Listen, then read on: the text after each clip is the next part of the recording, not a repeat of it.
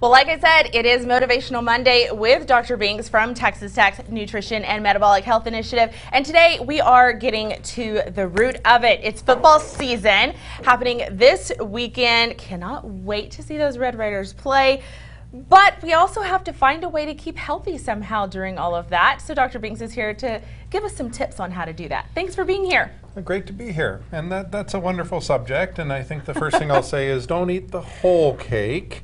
A slither? Just a slither? A slither, yes. So I think sometimes people, I take a certain point of view with this, and I think what we have to look at is balancing having celebrations the way that they're supposed to be with being healthy. And the way I like to describe it is if you look at 365 days of the year and the number of special occasions that are, accumulate during the year, it's not really those individual days that do a lot of damage to your health. It's the fact that those days last for several days and they trigger you to be off your plan for several weeks, and it's more the fallout. So to try and compartmentalize it into a day and enjoy those days. That's a good point. Leave it to just that one day. Leave it to your college game day or your NFL game day, but not necessarily the entire weekend. Is that what you're saying? Right, very much so. Okay, so if we're doing that, how do we gauge, if we like to have an alcoholic beverage or something of the sorts, how do we know? Should we take the beer? Should we take the alcoholic or beverage of a different sort, some sort of, liquor or something? Is there a difference in the amount of calorie intake that would really mess up your diet?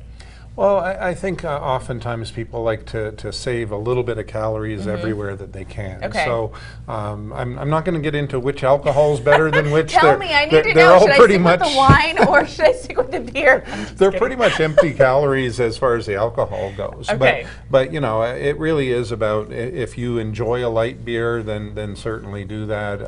Wine. When we talk about the healthy red wines, that's a little bit overinterpreted. That's a 4-ounce glass per day for many people. It's not a 4-gallon box, for example. Very true. Moderation's always useful in all of these things. Okay, well, you hit the key word, moderation. And moderation looks differently when you're in the fun of it and in the thick of it versus when you are in that place of trying to really stay fit and count your calories. Is there, for the person who may drink their calories, is there a better option for them versus, the person who may eat their calories? What strategies would you give to each in those scenarios? The difficulty with alcohol is it reduces inhibition, so that side of you that wants to be a little healthier kind of loses control to the other side. You've got the devil on each shoulders kind of thing. Okay. But I think that the conversation about moderating alcohol is about much more than your sort of calorie health. It's about being safe and so forth. Figuring out a way to proportion yourself and have a plan ahead of time often helps. Very good. Always good tips. Thank you so much for sharing that with us. Thank you. All right, try to stay motivated even throughout the weekend. Thanks so much, Dr. Binks, for being here. Coming up after the break, we'll hear about Texas Tech's fall kickoff event at the Osher Lifelong Learning Institute. Stay with us.